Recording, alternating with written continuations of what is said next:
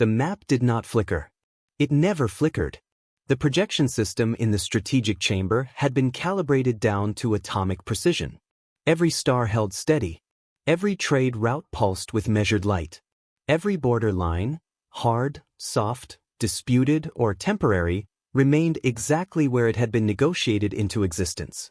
Gold marked the Dominion reach. Blue marked the collective expanse. Red marked the Union frontiers. Green scattered across the outer regions where smaller civilizations survived by not being noticed too often. Thousands of years of expansion, war, alliance, collapse, and reclamation flattened into a single living image that covered an entire wall. It was not just a map. It was history compressed into light. And at its center, there was a void. Not black. Not empty space. Grit. Flat. Uniform. Deliberate. It had no designation code. No territorial claim. No resource annotation. No navigation grid. Every system around it was labeled, charted, and contested down to the last asteroid fragment. But this region, this perfectly defined absence, remained untouched, unchanged.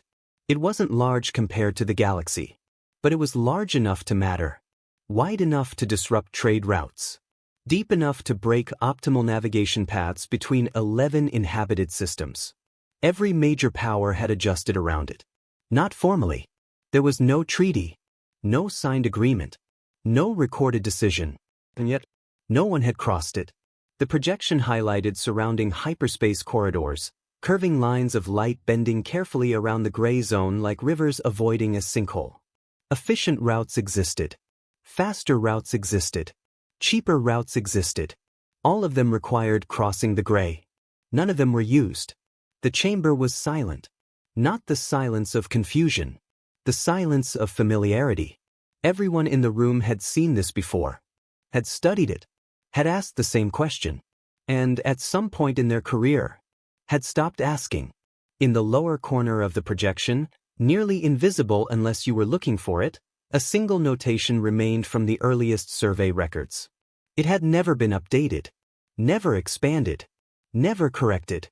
Just one line, archived and preserved through centuries of data migrations. Survey suspended. Reason, crew consensus. No further explanation. No incident report. No recorded anomaly. Just consensus. Which meant, whatever had happened, everyone who saw it had agreed not to continue. The system should have flagged that. A missing report. An incomplete log. An unresolved anomaly. Instead, it had been filed. Accepted. Left alone. Around the gray region, the rest of the galaxy moved exactly as expected. Ships traveled. Empires expanded. Borders shifted. Conflicts sparked and resolved. Life went on. Except here. Nothing had changed. The map did not flicker. The gray did not move. It simply remained. At the center of everything. Patient. And waiting. Admiral Kale Virex did not look at the map the way the others did. He did not pause at the gray. He did not linger on the absence. He stood with his hands behind his back, posture straight, shoulders relaxed, not out of ease, but out of habit. The kind of stillness that came from decades of command where hesitation had consequences and certainty had been rewarded. To him, the map was not history. It was unfinished work. He stepped forward, just enough for the chamber sensors to register him as the active speaker. The projection shifted slightly, highlighting the central region as if it had been waiting for permission. The corridor, he said. His voice carried easily. Not loud. Not forced. It didn't need to be. It was the voice of someone who had spent 40 years giving orders that were followed. Is the most inefficient gap in this sector of controlled space. The surrounding hyperspace routes brightened in response, curving, bending, detouring around the gray region in long, unnecessary arcs. Transit times increase by 31% when navigating around it. Resource transport delays compound across 12 systems. Military redeployment windows widen beyond acceptable thresholds. He paused, not for effect, but to let the data settle. Everything we have built, he continued, moves around this. A subtle shift moved through the chamber. Not disagreement. Recognition. Kale Virex turned his head slightly, finally acknowledging the gray region, not as mystery, not as warning, but as an inefficiency. We have accepted this, he said, for 63 standard years. That landed harder than anything else. Not because it was dramatic, because it was embarrassing. The kind of statement that reframed caution as weakness. He stepped closer to the projection and raised a hand. The edge of the gray region sharpened, its borders defined not by lines, but by the absence of everything else. No governing body claims it. No active civilization occupies it. No enforceable treaty restricts access. He let that hang. Then more quietly, what we have is hesitation. A few members of the chamber shifted in their seats. Not uncomfortably, but enough. Kale Virex noticed. He always noticed. He turned, just slightly, enough to include the room in his field of view without fully facing them. There are reports, he said. Old ones. The projection responded again. A cluster of archived files appeared near the lower edge of the gray region, timestamps stretching back centuries. Exploration attempts. Partial surveys. Withdrawals. He didn't open them. He didn't need to. They contain no actionable data. That was the important part. Not that attempts had been made, but that nothing useful had come from them. No hostile forces recorded. No confirmed anomalies. No consistent threat signatures. He lowered his hand. Just incomplete missions. Another pause. The kind that generates stories. That word did something in the room. Source. Not reports. Not intelligence. Source. It reduced everything unknown into something manageable. Dismissible. He finally turned fully toward the chamber. 37 seats arranged in ascending tiers. Political strategists. Military commanders. Economic directors. People who made decisions that shaped systems. They were listening. That mattered. My record is available to all of you, he said, not with pride, but as a statement of fact. It has been reviewed, audited, and taught. No exaggeration. No embellishment. I have led 12 major campaigns. Negotiated 5 forced incorporations. Secured 14 contested systems. He did not mention losses. Because there weren't any that mattered. I do not recommend action based on speculation. Another small shift in the room. Agreement, this time. I recommend action based on patterns. Now he gestured again, but not at the gray. At everything around it. The pattern is this: every viable expansion path in this region is constrained by a void that no one has formally justified avoiding. He let the logic build itself. No theatrics. No raised voice. Just inevitability. We have adapted around it. We have optimized around it. We have accepted inefficiency as stability. He paused, then delivered the line cleanly. That is not stability. That is stagnation. Silence. The kind that meant people were thinking. The kind that meant they were close to agreeing. Kale Virex turned back to the map, looking directly at the gray region now, not as something unknown, but as something already decided. We will conduct a full annexation survey, he said. 6 capital ships. 12 support vessels. Scientific division integrated. Standard territorial protocol. The projection updated instantly, fleet paths forming, cutting directly through the gray region in straight, efficient lines. For the first time, something on the map entered it. Confident. Uninterrupted. We move through the corridor, he continued. We chart it. We claim it. No hesitation. No caveat. Just process. Behind him, the chamber murmured. So, controlled. Not resistance. Not yet agreement. But movement. Momentum. Kale Virex allowed himself the smallest shift in expression. Not a smile. Something close to it. The expression of a man who had just identified a problem. And already solved it. The chamber doors opened without announcement. That alone was enough to break the rhythm of the room. Every scheduled entry was logged. Every delegation cleared. Every interruption controlled.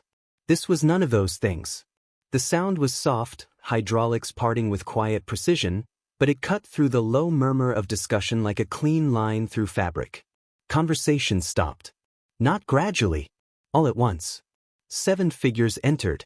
They did not move together in formation, but they moved with the same pace, measured, unhurried, deliberate. Different species, different shapes, different ways of walking, but the timing was identical in a way that felt practiced. That was the first unusual thing. The second was who they were. Even before identification protocols caught up, most of the chamber recognized at least 3 of them. A Varethi elder, tall, narrow, skin layered like folded glass. A Sarin diplomat, compact, multi-limbed, draped in formal bands of metallic fabric. A Kale archivist, pale, almost translucent, with light moving slowly beneath the surface of its form. The others resolved a moment later through the chamber's translation system. Species from regions that did not align often. Civilizations that negotiated, occasionally competed, but did not travel as a group. Not like this. Not without cause. They stopped at the center of the chamber. No one had invited them forward. No one told them to stop. They simply did. And for a moment, no one spoke. The translation field adjusted, cycling through linguistic structures, mapping intent across 7 different biological frameworks. It settled on something simple. Accurate. The Varethi elder stepped forward. She did not bow. She did not request permission. She spoke. "We are here," the translator rendered, "to register a formal objection." Her voice, if it could be called that, was layered. Not loud but dense. The kind of sound that seemed to carry more information than the words themselves. To the proposed survey of the central region. No one interrupted her. Even Kale Virex remained still. Watching. "We speak," she continued, "on behalf of 7 civilizations." The projection behind her shifted slightly, highlighting their respective territories across the map. Not aligned. Not unified.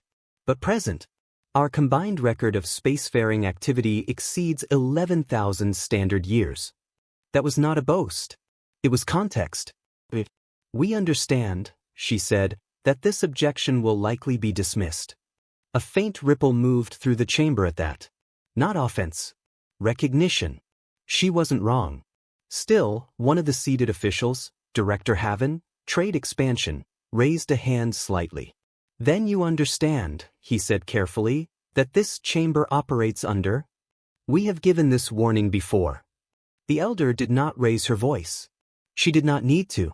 The interruption was precise. Complete. Director Haven stopped speaking. The chamber stilled again. The elder's gaze moved, not physically, but in the way attention shifts across a room, touching each seat, each presence, without urgency. To the Porali Dominion. A name flickered onto the projection. A region that had once been marked. Now empty. To the Cashin Assembly. Another flicker. Another absence. To the Breck Union. Silence followed that one a fraction longer. "And to others," she said, "whose names are no longer present in your current records." The chamber did not move. It did not react outwardly.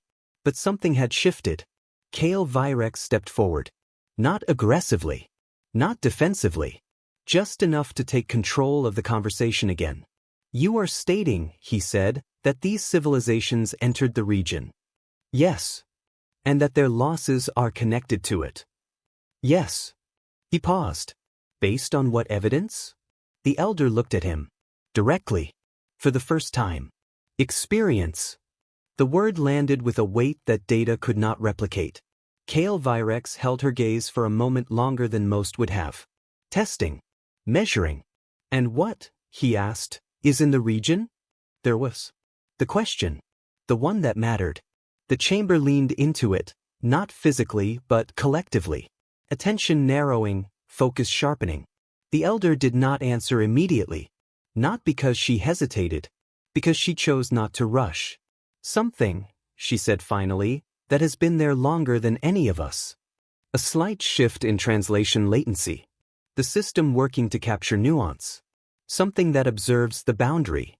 Something that does not interfere, at first. Kale Virex's expression did not change. Define interfere. The elder inclined her head slightly. Not in submission. In acknowledgement. When a fleet enters, she said, it is given time. The pause. Time to reconsider. The room held still. And if it does not? The elder's response was immediate. Then the reason for the warning is demonstrated. Silence. Not empty this time. Heavy. Structured. One of the council members let out a short breath, something between a laugh and a reflex. Another shifted, the sound of fabric against the seat echoing louder than it should have. Kale Virex's expression changed. Just slightly. Not doubt. Not concern. Recognition. Of a pattern. Source. He exhaled, slow. That, he said, is not a description. No, the elder agreed. It is not. The beat. It is the version told to children. A faint ripple again. Different this time. Less tension. More dismissal. Kale Virex allowed the smallest fraction of a smile to surface, not visible to most, but present. Then perhaps, he said, you should provide the version told to adults. The elder held his gaze. Unmoving. The version told to adults, she said, is the same. No embellishment. No escalation. Just repetition. And somehow, that made it worse. She stepped back. Not retreating. Completing. We will record our objection, she said. As we have recorded it before. Her gaze shifted briefly toward the projection. Toward the gray. For whoever reviews it next. The 7 delegates turned. No one stopped them. No one dismissed them. No one accepted their warning. They walked out the same way they had entered. Measured. Unhurried. Together. The doors closed. The chamber remained silent for a moment longer than protocol required. Sound returned. So, controlled. Contained. Discussion resumed. Kale Virex turned back to the map. The gray region remained exactly where it had always been. Unchanged. Unresponsive. Unclaimed. He studied it for a moment. Then spoke, as if nothing had interrupted the flow of the meeting at all. We proceed. The room did not return to normal. It only pretended to. Voices resumed. Data streams reopened. The projection adjusted to highlight proposed fleet paths again, clean lines cutting directly through the gray region as if the interruption had been nothing more than a minor scheduling delay. But something had shifted. Not enough to stop anything. Just enough to exist. Admiral Kale Virex did not acknowledge it. He continued exactly where he had left off, because that, more than anything, reinforced control. Deployment timeline, he said. The projection responded instantly. Vectors formed. Departure windows aligned. Support logistics unfolded in layered sequences of light. Initial entry within 48 standard hours, he continued. Full survey sweep within 12 days. Marker placement to follow. His tone did not change. His pace did not slow. Efficiency reasserted itself. Around the chamber, the High Council leaned forward, not dramatically, but subtly, the way decision-makers do when momentum has already begun carrying them in a direction they recognize as familiar.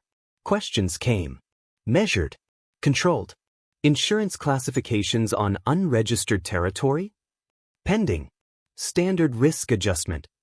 Scientific allocation priority? Secondary to corridor stabilization. Engagement protocols if unidentified contact occurs? Kale Virex answered without hesitation. Observe. Assess. Proceed. No pause between them. No space for doubt to settle. The conversation flowed around the earlier warning like water around a stone, acknowledging it only enough to move past it. Near the back of the chamber, assigned to a position that allowed visibility without presence, stood analyst Thalaning. She had not spoken. She was not expected to. Her role was observation, pattern tracking, reaction logging. She recorded shifts in posture, tone variance, micro delays in response time, small things that rarely mattered individually, but sometimes formed something larger when seen together. She was good at it. That was why she was here. She had recorded the delegate's entry, the pause, the interruption, the words. She had tagged the phrase, "We have given this warning before." Flagged it for cross-reference. Historical alignment. Probability relevance. The system had returned a result. Insufficient data. That alone was unusual. Everything had data. Even incomplete things had partial correlations. This had nothing, which meant it had been excluded, or ignored, or erased. Thalen 9 did not react outwardly. She did not need to. She simply created a secondary note. Unlinked. Personal. Then she looked at the map. Not the whole map. Just the gray. There was nothing to see. That was the problem. Her training told her to trust patterns. And this was a pattern defined by absence. No ships entering. No signals originating. No expansion attempts sustained. No consistent documentation. And yet, multiple civilizations had arrived at the same conclusion. Independently. Across centuries. Without coordination. That was not coincidence. That was convergence. Her gaze shifted slightly to the doors the delegates had exited through. They had not looked angry. That was the detail that stayed with her. Not frustrated. Not desperate. Not even particularly urgent. They had looked finished. Like people who had completed a task they had done many times before. A ritual. Not a negotiation. She marked that. Emotion classification. Relief. That did not fit the situation. Warnings were supposed to create tension. Not relieve it. Thus, the outcome was already known. Her attention snapped back to the present as Kale Virex's voice cut cleanly through the chamber again. Superstition, he said, not loudly, but with enough clarity to settle the room. It is the tax uncertainty collects from those unwilling to resolve it. A few heads inclined. Agreement. Subtle. Unquestioned.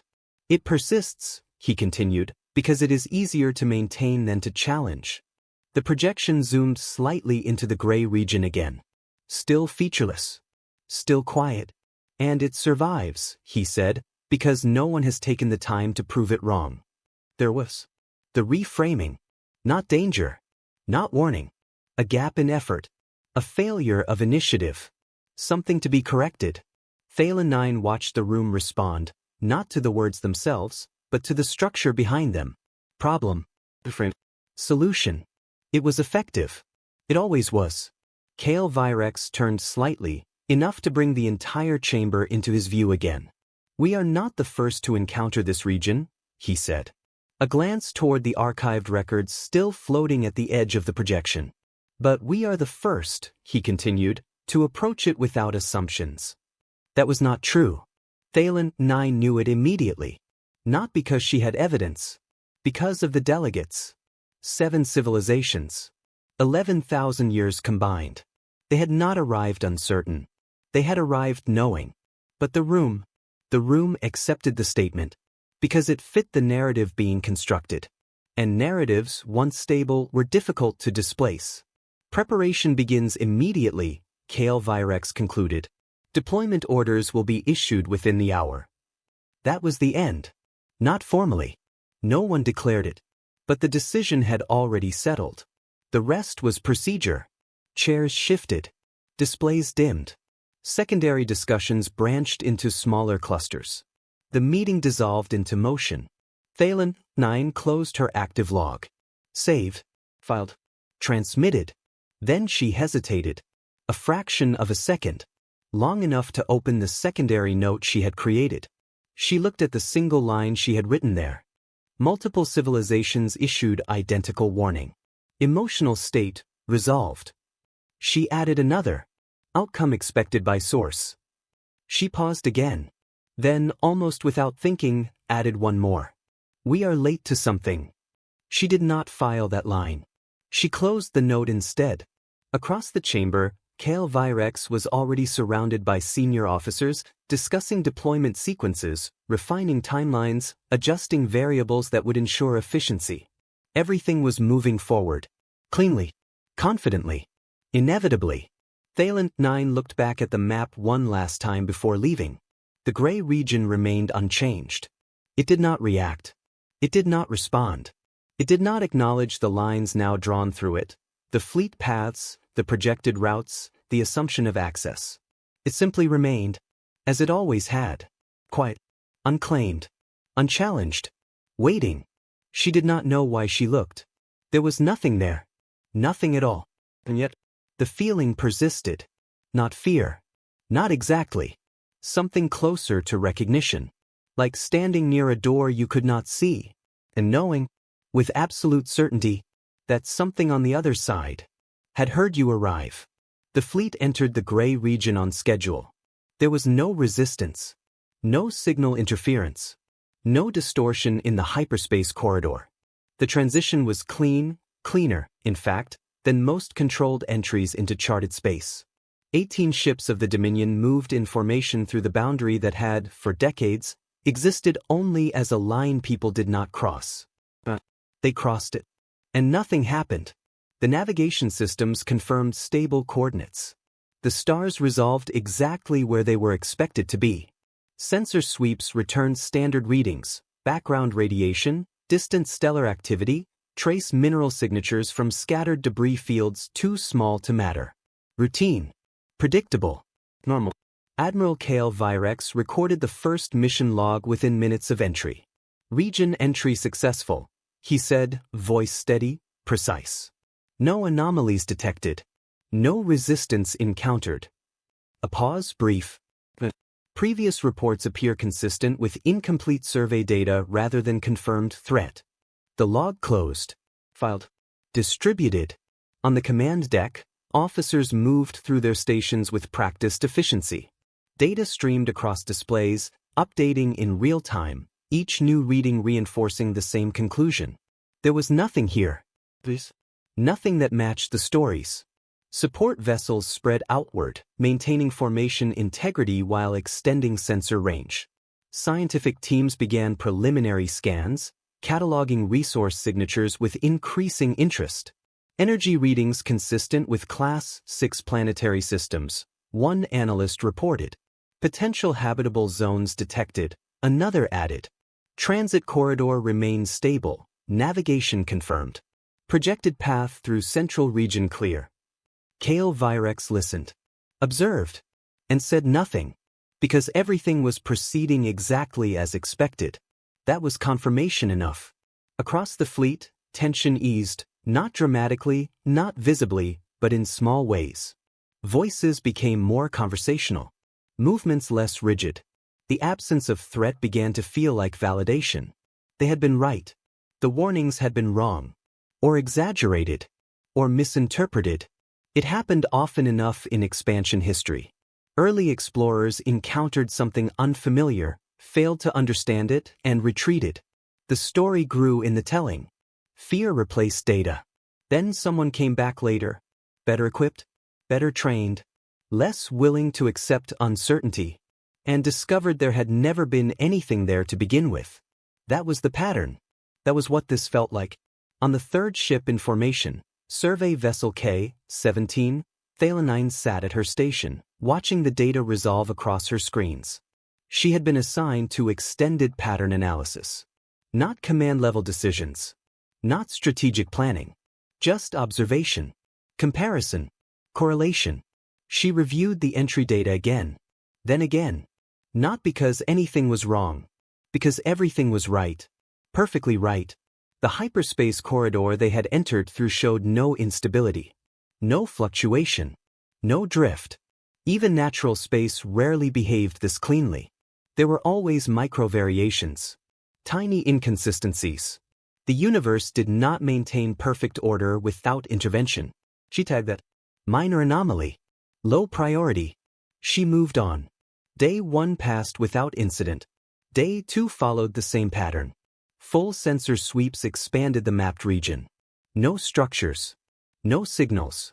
No movement beyond expected celestial drift. The fleet advanced deeper. Confidence increased. By the beginning of Day 3, the first formal assessment circulated through the command network. Region stable. No hostile indicators. Proceeding with full survey protocol. The tone had shifted. Not just in the wording. In the assumption behind it. This was no longer an unknown space. It was unclaimed space. Available space. On the command deck, HFY reviewed the report, then authorized the next phase without hesitation. Continue forward progression. Maintain formation. Begin deeper scans of central coordinates. He did not mention the warning. No one did. There was no need.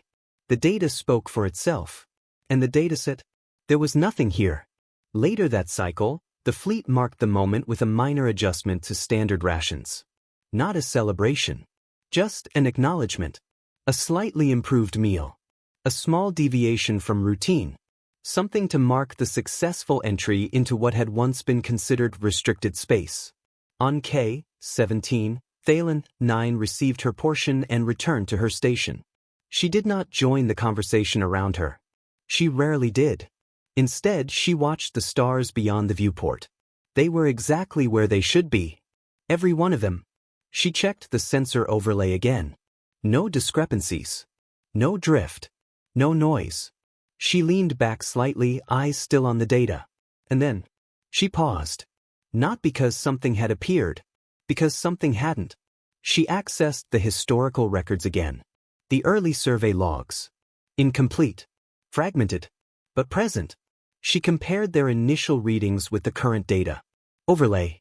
Alignment. Correlation. They matched. Too closely. Even degraded, centuries-old scans should have diverged slightly from real-time data. Instrumentation improved. Resolution changed. Variables shifted. But the patterns, the star positions, the radiation distribution, the environmental noise, aligned within margins that suggested something unusual. Not impossible. Unlikely. She created another note. Environmental consistency exceeds expected variance. She stared at the line for a moment, then added, nothing is changing. That was the part she couldn't categorize. Space changed. Slowly, sometimes imperceptibly, but always. Entropy alone ensured that. Here, everything held. Static. Perfect. As if it were being. She closed the note. Did not file it. Not yet. Around her, the ship moved on. The fleet moved on. Deeper into the gray. Still, nothing happened. No signals. No interference. No response. Just open space. Silent. Cooperative. On the command deck, HFY stood at the center of it all, watching the data confirm what he had already concluded. He allowed himself a single thought. Not spoken. Not recorded. Just acknowledged. They were wrong. The delegates. The warnings. The stories. All of it. Wrong. Or outdated. Or irrelevant to a fleet that understood what it was doing. He turned slightly, issuing the next sequence of orders without hesitation. Advance. The fleet complied. 18 ships cutting a clean, efficient path through a region that had resisted definition for 63 years. No resistance. No obstacle. No cost. Only distance closing. Only progress. And beneath it all, something else. Something that did not appear on sensors. Did not register in reports. Did not interrupt the mission. Something quieter than threat. More subtle than danger. Pattern not of action, but of restraint. As if the region itself had made a decision. Not to stop them. Not to challenge them. But to allow them to continue. For now. They found the first debris field on day 4. It was small. Almost easy to miss. A loose cluster of fractured hull plating and inert machinery drifting in a slow, wide orbit around nothing in particular. The kind of thing navigation systems flagged automatically, logged, and then deprioritized unless it interfered with a flight path. It didn't. So at first, no one paid much attention. Minor debris field detected. The report came through. Non-interfering. Marking for catalog. Routine. Standard. Expected. Space was full of remnants. Ships failed. Engines ruptured. Colonies collapsed. Fragments remained. The survey team marked coordinates, recorded composition, and moved on. On K-17, Thalen 9 did not move on. She zoomed in. Not because it was important, because it was there. She rotated the field slowly, letting the scattered pieces resolve in three-dimensional alignment. Hull fragments. Structural supports. Sections of what had once been propulsion systems. Very old. Radiation exposure had worn the surfaces down into a dull, uneven texture. Edges softened by time and vacuum. No recent damage. She ran a standard identification query. The system began processing, cross-referencing, comparing structural signatures against registered designs. Expected result, unknown or partial match. That was typical for debris this old. The result came back in 43 seconds. She read it once, then again, then a third time. 14 distinct hull signatures detected. 3 matched registered historical designs. 11 did not. Not unknown origin. Not unclassified. Unregistered, which meant they did not exist in any current database, because the civilizations that had built them no longer did. Thalanine leaned slightly closer to the screen, pulled up the 3 identified matches. Porali Dominion, Cashin Assembly, Breck Union, names she recognized, not from current maps, from historical briefings, expansion-era case studies, civilizations that had ended, not gradually, not visibly. Their records tapered off, their territories absorbed, their presence reduced to archived data and unresolved footnotes. She looked back at the debris field. Those ships, those exact designs, had been part of their last recorded fleet movements. Confirmed. The timestamps aligned. The data was incomplete, but the pattern was there. She opened a report, documented everything, attached identification results, flagged it for review, sent it up the chain. Response time, 12 minutes. Commander Rella's scientific oversight marked it. Noted. Continue standard cataloging. No follow-up. No inquiry. No escalation. Thalen 9 closed the response, returned to her screen, and kept looking. They found the second debris field on day 6. Larger. Denser. Same composition. Same age profile. More fragments. More hull types. More unregistered signatures. This time, the survey team paused longer. Ran deeper scans. Logged structural distribution. Multiple collision vectors, one analyst noted. Possible multi-ship failure event.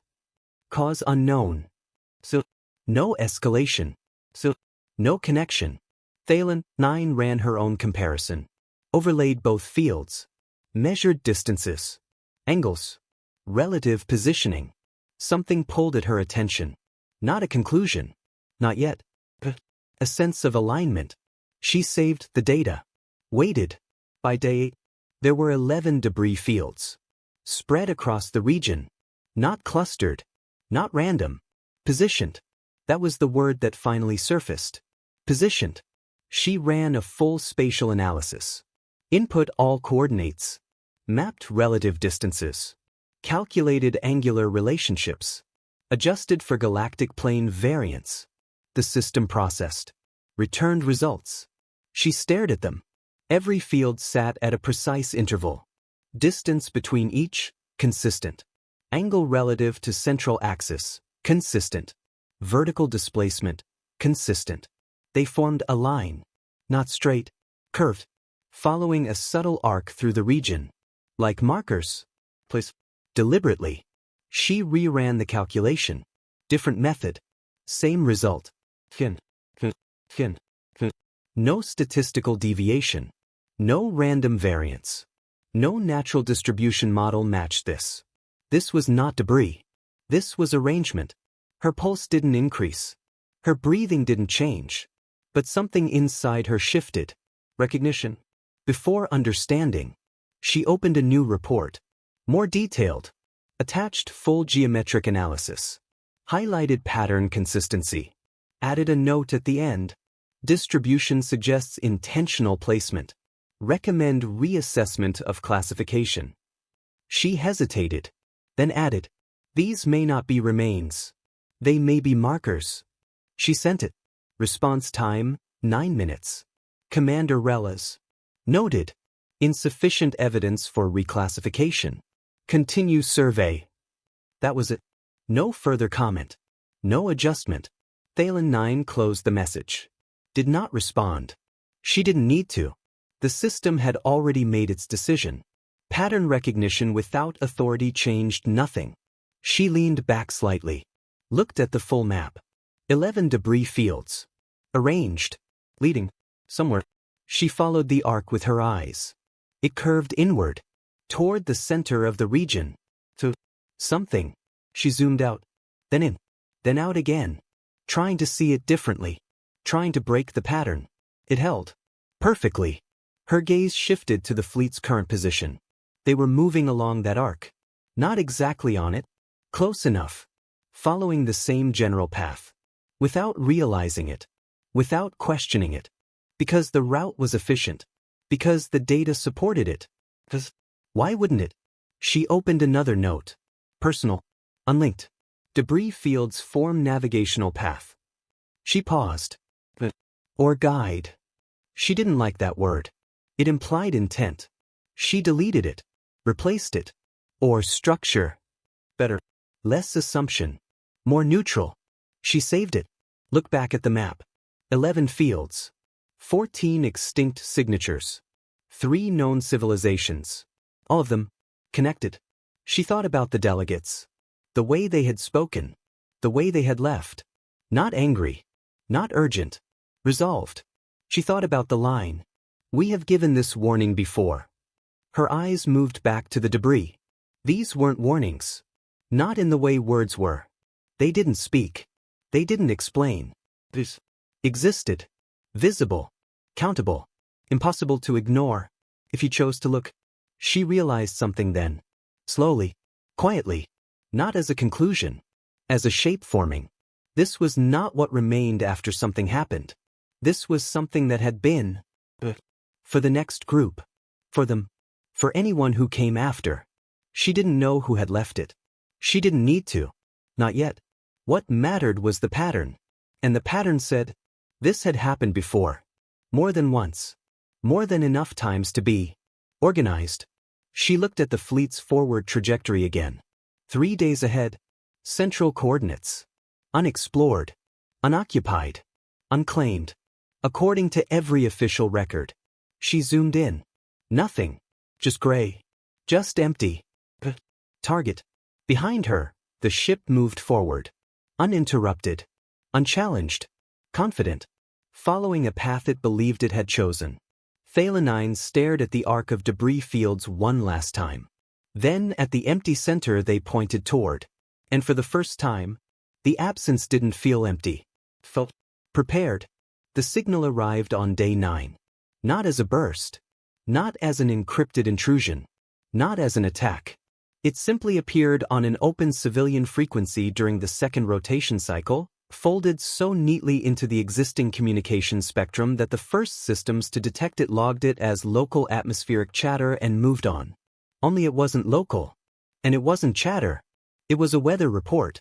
Thalen 9 stared at the audio-text conversion for several seconds before deciding the translation matrix had made an error. That happens sometimes with low-context transmissions. The system searched for the nearest semantic match, forced ambiguity into structure, and produced nonsense that sounded coherent until you looked closely. So she ran it again. Then through a second matrix. Then through a third. All 3 returned the same result. Atmospheric pressure stable over the northern ridge zones. Rainfall probability increasing by evening. Temperature drop expected after local sunset. Wind conditions favorable for surface travel before first night cycle. She sat very still. Not because the content was threatening. Because it wasn't. That was the problem. Threats made sense. Unknown military signals made sense. Defensive warnings made sense. This was domestic. Routine. Current. The kind of thing civilizations broadcast when daily life was happening somewhere nearby. She checked the transmission origin. Triangulation resolved after 6 seconds. Planetary source. 3 days ahead of current fleet position. Small rocky world. Previously marked in old survey archives as marginally habitable and strategically irrelevant. She opened the long-range atmospheric data collected by the fleet's own scanners. Compared it against the report. Temperature bands aligned. Pressure gradients aligned. Storm movement aligned. Every forecasted condition matched real-time readings within predictive margin. Someone was monitoring that planet. Actively. In detail. She replayed the audio. The voice itself was calm. Not automated. Or if automated, designed to sound human enough that the difference didn't matter. No urgency. No formal greeting. No reference to the fleet. Just weather. As if the existence of an invading survey force 3 days away did not outrank local precipitation patterns. She checked the language source. Then stopped. Looked again. Then pulled up the archive. Species, human. Status, presumed extinct. Last confirmed contact, 312 standard years prior. Known settlements, limited cluster. Diplomatic posture, neutral.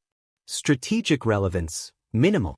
Final notes, communication ceased following resource instability reports. No confirmed survivors. She kept reading. Then returned to the signal metadata. Then back to the archive. Human.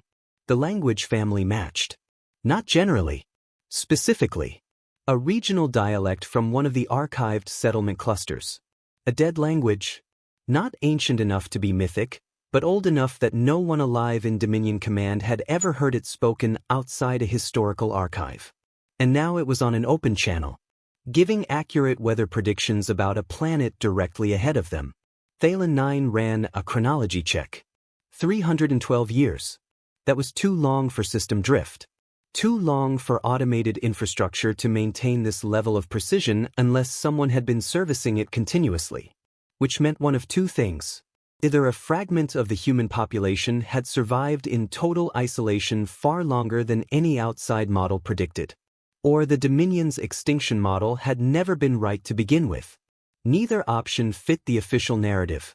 She opened a full reference poll on all human contact records. There were not many. A few trade notes. A stalled diplomatic exchange. Sparse biological and cultural summaries. Nothing in them suggested military significance. Nothing in them suggested deep industrial resilience. Nothing in them suggested a civilization capable of maintaining 3 centuries of hidden continuity inside a region every major power had stopped entering. That was what the files said. The signal said otherwise. She stood. Not abruptly. Just with the clean motion of someone whose next action had become obvious. She gathered the debris reports. The geometric model. The signal trace. The atmospheric crossmatch. Then headed for the command deck. Admiral Kale Virex was in the situation alcove off the main bridge when she arrived. 2 senior officers stood with him over the mission display. Fleet position, projected planetary approach, survey windows, landing possibilities. He looked up when she stopped at the threshold. His expression did not harden. It narrowed. The expression of a man prepared to explain chain of command to someone who had just bypassed it. Analyst, he said. Thalen 9 stepped forward and handed him the report packet without speaking. That was enough to interrupt the correction. He took it. And because he was not careless, he read thoroughly. His eyes moved first over the debris identification summary, then the spacing geometry, then the transmission record, then the atmospheric confirmation. When he reached the archival line, human, status, presumed extinct, he paused for 3 seconds exactly. Then continued. Thalen 9 watched his face for change. Found almost none. That was its own kind of answer. When he finished, he placed the reports on the table beside the display and looked back to the planetary approach sequence. Your conclusion? He asked. She answered immediately. The debris fields are deliberate. He said nothing. The transmission is current, she continued. The source is active. The population ahead of us is not extinct, and they have maintained infrastructure for at least 3 centuries inside this region. Still nothing. She went one step further. The fields may be a warning structure. Or a guide. Possibly both. One of the senior officers exhaled softly through the nose, the sound of controlled skepticism. Kale Virex tapped the edge of the mission display once, bringing up the long-range route overlays. Historical fleet losses in a restricted zone, he said, not looking at her. are consistent with navigational failure, environmental miscalculation, or hostile contact between prior regional powers. He shifted to the signal trace. A live transmission from a remnant settlement is also consistent with survival pockets in isolated systems. He turned his gaze to her then. Neither changes mission parameters. Thalen 9 held his gaze. With respect, sir. If it is a remnant population, he said evenly, then we establish contact on arrival. No anger. No dismissal in tone. That made it worse. Because it meant he believed himself fully rational. He tapped the planetary marker. If it is an automated historical relay, then it is an archival curiosity. Another tap. The route remained unchanged. In either case, he said, we proceed. The words landed with the clean finality of doctrine. Thalen 9 stood very still for a moment longer than protocol preferred. Not because she had more to say. Because something in her wanted him to see what she was seeing. Not the data. The shape. The way the clues fit together too neatly to be coincidence. The way the signal's calmness made everything worse. The way a species presumed dead had apparently found the time, across 3 centuries, to continue predicting weather in a place no one was supposed to care about. But none of that could be said cleanly. Not in a room like this. Not to someone like him. Kale Virex looked back to the display. Conversation over. Dismissal, once again, delivered as process. Thalen 9 inclined her head once and stepped back. She took the reports with her, all except the copies he had already absorbed and set aside. When she returned to her station, the signal was still cycling. Forecast updated to evening conditions. Cloud movement over the western basin. Temperature drop after dark. Competent. Unworried. She replayed it once more. Then opened the debris map beside it. 11 fields. A curved line inward. A live weather report from a dead language at the end of that line. 3 days away. She thought of the delegates. Of the Varethi elder saying, when a fleet enters, it is given time. She had not understood that then. Not fully.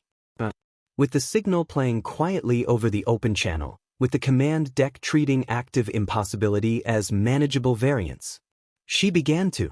This was not silence. Silence would have been absence. This was something else. Something more controlled. More deliberate. The signal did not warn them away. It did not threaten. It did not even acknowledge them. It simply continued broadcasting the weather. As if to say, we know exactly where you are. We know exactly what is coming. And we are not impressed enough to interrupt normal operations for it. Thalen 9 looked at the fleet's projected arrival clock. 3 days. Then at the planet's atmospheric model. Then at the repeating line in the archive. Presumed extinct. She read it once. Then closed the file. Presumed, she thought, had always been a dangerous word. Especially when used by empires. Contact was not initiated by the Dominion. It was received. At 0600 on the 3rd day, as the fleet crossed into high-resolution scan range of the inner system, the signal changed. Not abruptly. It simply stopped being a weather report. The channel remained open. The frequency stable. The transmission continuous. But instead of atmospheric data, a person appeared. No introduction. No identification header. No diplomatic formatting. Just a visual feed resolving cleanly across the command display. She was seated. Not in anything resembling a command chair. A working chair. Slightly angled. One arm resting on the side. The other holding something, food by the look of it. She did not set it down when the connection stabilized. Did not adjust her posture. Did not perform awareness of being observed. She looked at the screen. Then slightly past it. Then back again. As if checking whether the connection was worth her full attention. Who's in charge? She asked. Her voice was clear. Unfiltered. Unimpressed. No greeting. No tension. Just the question. On the command deck, a brief hesitation rippled through the officers, small, but real. Not confusion. Adjustment. They had expected something else. A formal hail. A defensive posture. A warning. Instead they got this. Admiral Kale Virex stepped into frame. I am he said. He did not raise his voice. Did not assert dominance. He didn't need to. I am Admiral Kale Virex of the Dominion Survey Fleet. He gave the title cleanly. No embellishment. We are conducting a sanctioned resource and territorial assessment of this region under authority of the High Council. He paused, just enough to establish the expectation of acknowledgement. The woman nodded once. Not respectfully. Processing. I know, she said. Kale Virex did not react immediately. You know, he repeated. She took another bite of whatever she was eating. Finished it. Swallowed. Then looked back at him fully. You're not the first, she said. A small pause. You won't be the last either. Probably. The words sat in the air. Not dramatic. Not threatening. Please. Kale Virex held her gaze. Unmoved. We received a warning, he said. From a coalition of external species. You are aware of this? She nodded again. 7 of them. Old ones. Another small pause. They came all the way out just to tell you not to come here. Her tone didn't change. Didn't work, though. No, Kale Virex said. It did not. She tilted her head slightly. Not curiosity. Recognition. Yeah, she said quietly. It usually doesn't. There it was again. Not you. Not this fleet. A pattern. A category. Kale Virex moved forward slightly, just enough to reclaim control of the exchange. We are prepared to discuss terms of formal integration, he said. Your population appears to have maintained isolated continuity within this system. The Dominion is authorized to offer transitional governance frameworks, resource sharing agreements, and... How many ships? She asked. He stopped. A fraction of a second. Then answered. 18. She looked slightly off-screen, as if checking something. Then back. Okay. That was all she said. Okay. She shifted in her chair. Not defensively. Settling. Like someone about to explain something simple. Here's what's going to happen, she said. No preamble. No diplomacy. I'm going to give you 48 hours. The command deck went very still. 48 hours, she repeated, to turn your fleet around and leave. No change in tone. No escalation. You take your ships, your crews, whatever data you've collected so far, and you go back the way you came. A small pause. You update your maps. Another. You mark this region as occupied. Her eyes flicked briefly toward something unseen. We call it the Patience, she added. You can call it something else if you want. Kale Virex watched her. Measured. So, and if we don't? He asked. She met his gaze directly. Then, she said, at the end of 48 hours. The pause. Not for effect. For accuracy. You'll understand why the warning exists. Silence. Complete. No one spoke. No one moved. The weight of the sentence didn't come from how it was delivered. It came from how it wasn't. No threat. No emphasis. No attempt to intimidate. Information.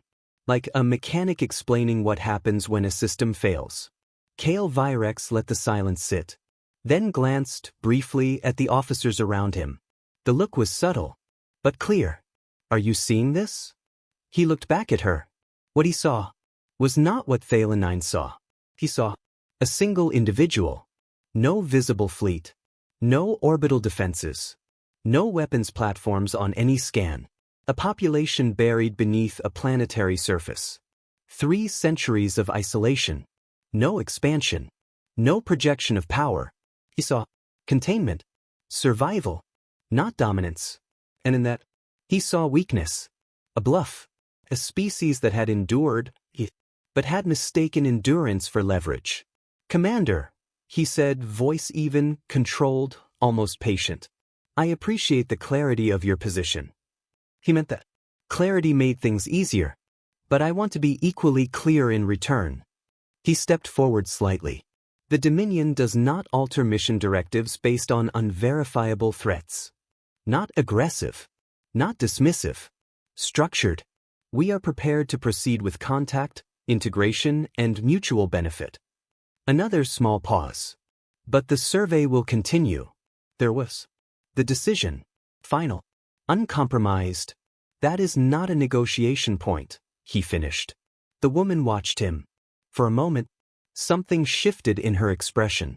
Very small. Almost nothing. The kind of change most people would miss. But Thalen 9 saw it. Recognition. Not of him. Of the situation. Of the pattern repeating exactly as expected. Okay, she said. Quiet. Flat. Not angry. Not disappointed. Complete.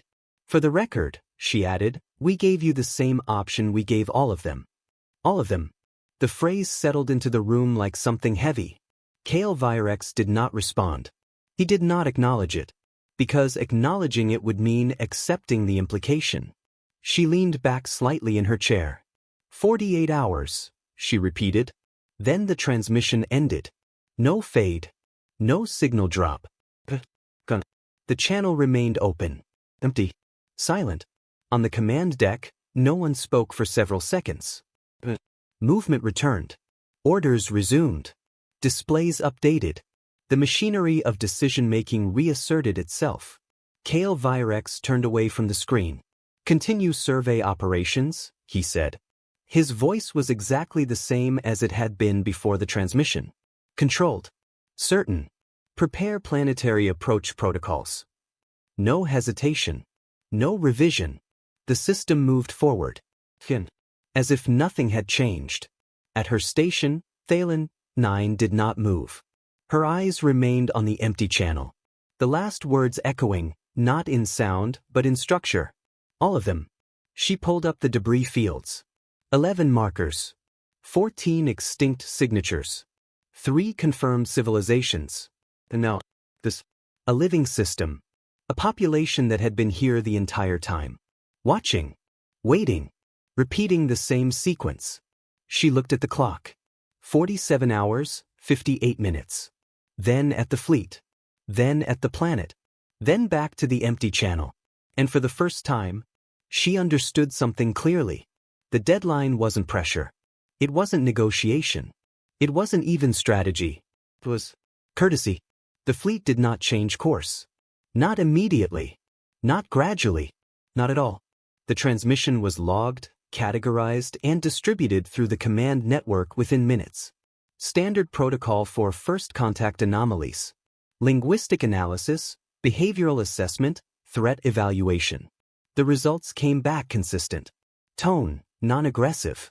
Intent, unclear. Capability, unverified. Conclusion, low confidence threat. That was enough.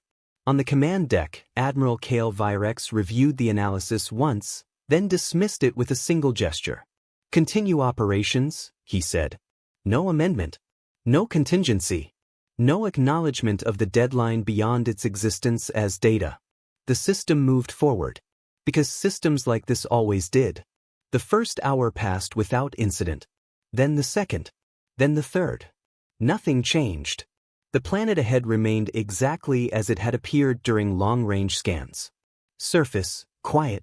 Minimal visible infrastructure. No orbital defense grid. No fleet signatures. No weapons platforms. Just a rocky world rotating slowly under a thin, managed atmosphere. The moons held their positions. Cold. Still. Unremarkable. Everything about the system reinforced the same conclusion. There was nothing here that could stop them. On K-17, Thalen 9 did not look at the planet. Not directly. She had already seen enough. Instead, she watched the data around it. The movement of minor bodies. Asteroids. Dust fields. Orbital drift. She overlaid their current positions with the initial scans from day one. Compared trajectories. Calculated variance. Something had changed. Not dramatically. Not enough to trigger automated alerts. But enough. For someone looking closely. The asteroid distribution had shifted. Slightly. Incrementally. Over the last 48 hours. The system had been adjusting itself. She ran a projection. Extended current vectors forward. The result took shape slowly. Quietly. Deliberately. The asteroids weren't moving randomly. They were aligning. Forming corridors. Gaps. Channels of movement. Not closed. Not yet. Defined. She created another note. Did not file it. Environmental bodies repositioning. The pause. Not reacting. Preparing. She closed the note. Looked at the clock. 41 hours remaining. On the command deck, the mood had shifted. Not toward tension. Toward confidence. The longer nothing happened, the more certain everyone became that nothing would. It was a familiar pattern. Danger unobserved became danger discounted. And discounted danger became irrelevance. Preliminary landing zones identified, one officer reported. Surface composition stable. No immediate hazards. Atmospheric processors detected below surface, another added. Primitive scale. Kale Virex nodded once. Proceed with descent planning. The word primitive carried weight. It reframed everything. Not a hidden power. Not a controlled system. A species that had gone underground and stayed there too long. That was easier to understand. Easier to dismiss. Hour 12. The signal resumed. Not a message. Not a warning. The weather report. Updated. Current. Storm front shifting westward. Temperature drop within expected range. Wind pattern stable. It played across the open channel exactly as before. As if nothing had changed. As if no deadline existed.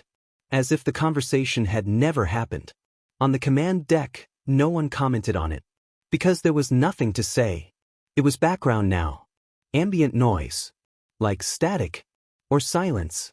Hour 24. Halfway. So, nothing. No attack. No interference. No escalation. The system remained cooperative. Predictable. Open. Kale Virex stood at the center of the command deck, watching the approach timeline narrow. He did not think about the deadline. Not consciously. Because to think about it would give it weight. And weight was not something he assigned lightly. Instead, he reviewed the data. The same data that had been consistent from the beginning. No fleet signatures. No weapons. No organized resistance. He had seen stronger defenses from minor border outposts. From colonies that barely qualified as strategic assets. This was not a threat. It was an overestimation. A narrative that had grown too large in the absence of verification. He had seen it before. Many times. And every time, it collapsed under scrutiny. Hour 36. Thela 9 ran the asteroid model again. The pattern had tightened. Corridors more defined. Gaps narrower. Vectors aligning with increasing precision. She overlaid the fleet's current position. They were inside it now. Not trapped. Not yet. But contained. The realization settled slowly. Not sudden. Not sharp. Like something heavy lowering into place. They had not chosen their path. Not entirely. They had been guided. She looked at the clock. 11 hours, 52 minutes. Then at the command deck feed. Kale Virex issuing orders. Certain. Efficient. Everything exactly as it should be. If the situation were what he believed it to be. She almost spoke then. Almost opened a channel. Almost said something. But what? The data? Already reported. The pattern? Already dismissed. The conclusion? Not provable. Not in time. She closed the channel without opening it. Hour 42. The fleet reached high orbit range. Surface scans increased resolution. The planet resolved in detail. Rock formations. Atmospheric currents. Subsurface structures. Extensive. Far more than initial scans had suggested. Networks. Layered. Interconnected. Not emergency shelters. Not temporary installations. Infrastructure. Long-term. Engineered. Maintained. 300 years of work. All of it.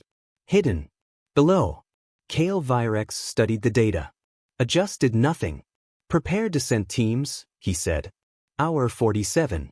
The final hour. Nothing had happened. Still, no attack. No signal. No movement beyond what had already been observed. On the command deck, a subtle shift began. Not doubt. Confirmation. The absence of consequence had become proof. Proof that the deadline had been what they thought it was. A bluff. A psychological tactic. A last attempt to deter them. And it had failed. Just like the others. HFY allowed himself a single, quiet conclusion. They had been right. On K-17, Thalen 9 watched the clock. 8 minutes and 12 seconds remaining. She looked at the asteroid model. Perfect alignment now. Every corridor defined. Every gap intentional. She looked at the fleet. Spread across those corridors. Separated. Not visibly. But structurally. She understood it then. Fully. Not all the details.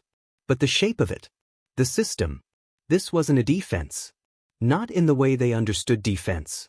It wasn't meant to stop them at the edge. It was meant to let them in. All the way in. The leaving was no longer simple. She looked at the clock. 1 minute and 3 seconds. Then at the planet. Then at the empty channel. No message. No final warning. Nothing. Just silence. 10 seconds. The command deck remained calm. Orders queued. Descent protocols ready. Everything aligned. Everything under control. 3 seconds. Thalen 9 felt it. Not physically. Not something she could measure.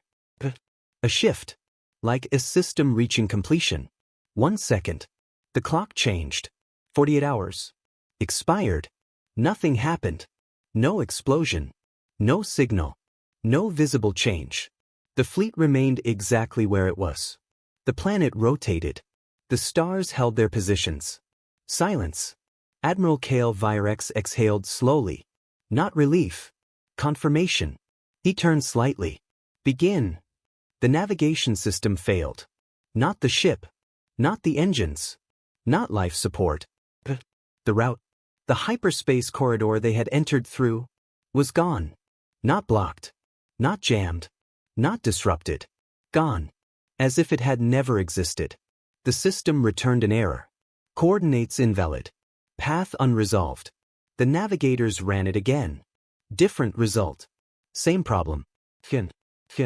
7 calculations.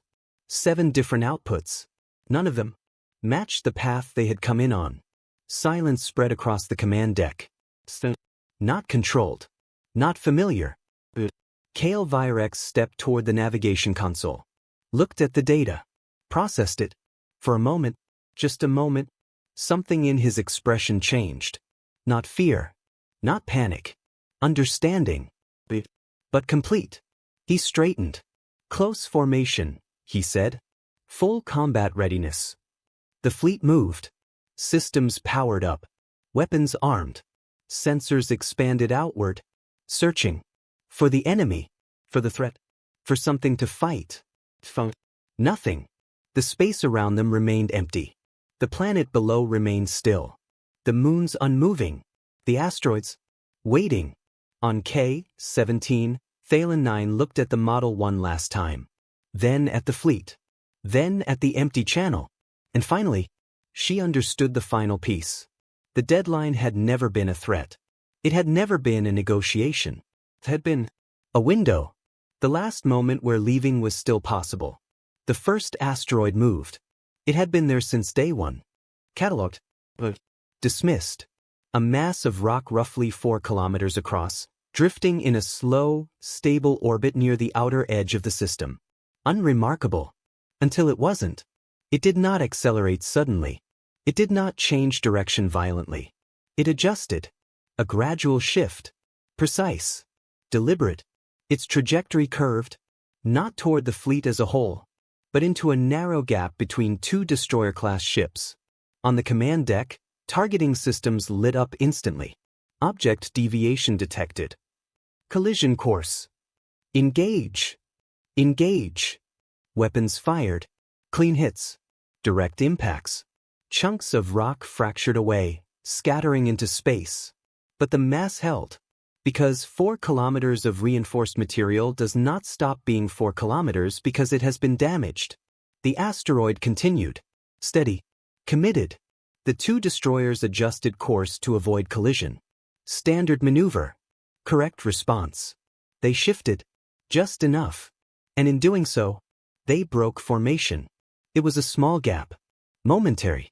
Recoverable. Except, the moment it formed, something filled it. 3 new contacts. Fes. Angular. Unfamiliar. Recognition. Hull signatures. Very old. Recovered designs. Ships. Dead ships. From the debris fields.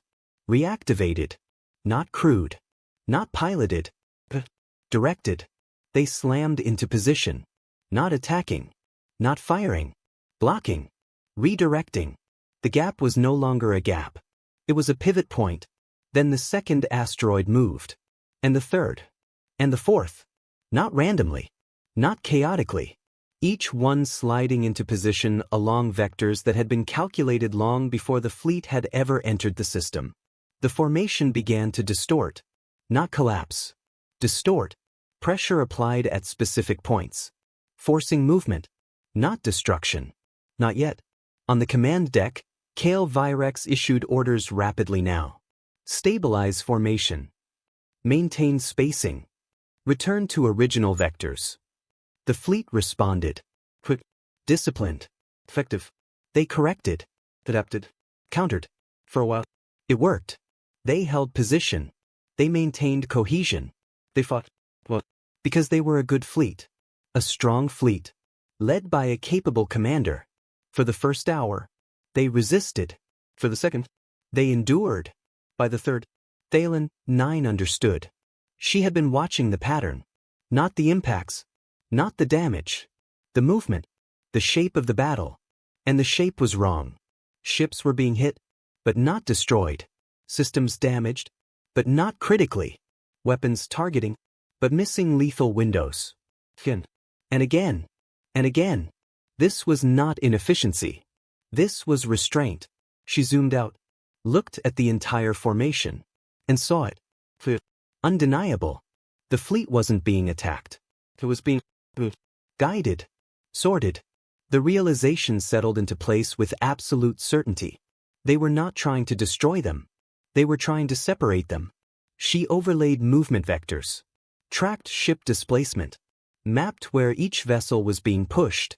Some directions, dangerous, dense with debris, closed corridors, no escape routes. Others, open, clear, untouched by incoming objects, left deliberately, uncontested. She looked at her own ship, who was drifting, not randomly, but along one of those open vectors. Her pilot didn't realize it. He thought he was navigating away from danger, avoiding threats, making intelligent decisions. He was. Just not his own. She whispered it. Not into comms. Not to anyone. But to understand it. They're choosing. On the command deck, Kale Virex had reached the same conclusion. Not through pattern recognition. Through experience. He had seen too many battles not to recognize control. Was control. Perfect. Measured. Adaptive. Every counter he issued was anticipated. Every adjustment accounted for. He was not fighting an opponent. He was inside a system. And the system already knew how he fought. Because it had fought everyone before him. He looked at the debris field data again. The extinct civilizations. The repeated pattern. The warning. And for the first time, he understood what it meant. Not metaphorically. Literally. This had been built. Over time. Refined. Tested. Improved. Across generations. Across enemies. Across mistakes. Till there were no mistakes left. He exhaled slowly. Then gave the order. Break formation. It was the right call. Too late. The fleet fractured. Not by collapse. By design. 7 ships drifted into one cluster. Pulled toward dense asteroid formations. Cut off. Contained. 11 ships, including 17, were guided along open corridors. Clear paths. Unchallenged. Thalen 9 watched it happen. Every movement. Every adjustment. Every invisible push. The system was elegant. Terrifyingly so. Because it didn't force outcomes. It created conditions where the outcome became inevitable. She made a decision. Not as an analyst. Not as an officer. As someone who understood. She said nothing. And let the ship continue. Behind them, the 7 ships fought. Effectively. Their weapons struck. Their systems held. Their crews alive. That was the worst part. They were not being destroyed. They were being contained within the closing formation of rock and dead steel. Like something placed carefully into a box. Alive. Functional. Intact. The system could have destroyed them. At multiple points, Thalen 9 had seen clear kill opportunities. Unmissable angles. Perfect shots. Ignored. Deliberately. The gap behind the escaping ships closed. Slowly. Inevitably. Like a door that had been left open just long enough. And was now shutting. Silence returned. Not the earlier silence. Not empty. The silence was finished. The 11 ships exited the system without pursuit. No chase. No final strike. No warning. Release. 3 days later, they returned. The chamber was full again. Not all seats occupied. But enough. Thalen 9 stood at the center this time. Not at the edge. Not invisible. She presented the data. All of it. The debris fields. The extinct civilizations. The geometric structure. The signal. The contact. The deadline. The battle. The separation. The release. She mapped it onto the projection. 17 entries. 17 fleets. 17 patterns. Every one of them, identical in structure. Different in detail. Same outcome. She finished. Silence. Heavy. An older council member spoke first. This was deliberate. Not a question. Yes, Thalen 9 said. Another. To what purpose? She had already built the answer. Piece by piece. Across every observation. They are not defending territory, she said. They are enforcing a boundary. She gestured to the debris fields. These are not remains. The pause. They are records. Another. They are the warning.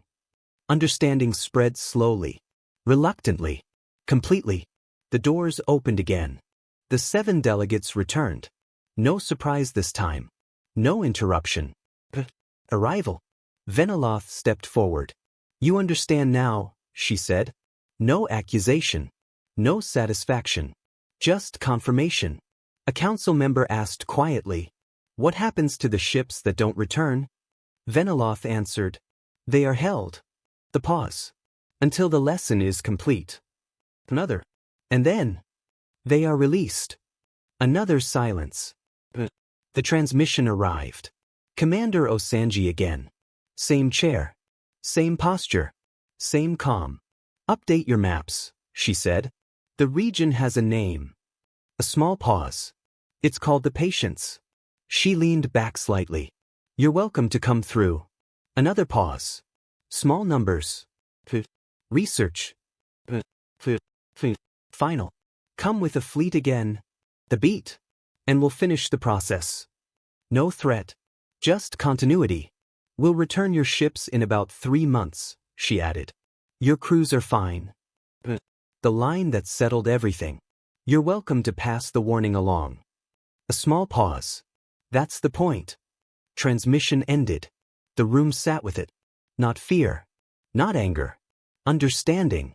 17 empires. 17 fleets. All certain. All wrong. None had returned a second time. Later, alone. Thalen 9 stood before the map. The gray region was no longer gray. It had a name now. Precise. Centered.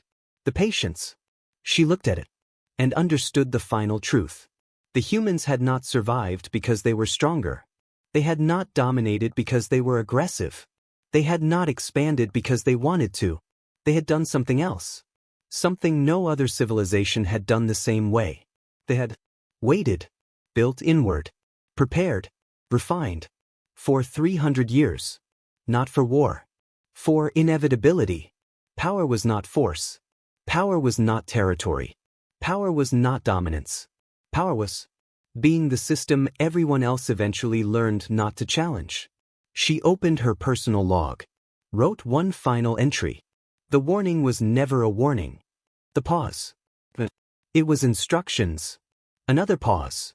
Then the last line. They followed them. Every time. She closed the log. Looked at the map. At the name. at the space that was no longer empty, and understood the patience had not just protected them, it had changed the behavior of the entire galaxy. One fleet at a time,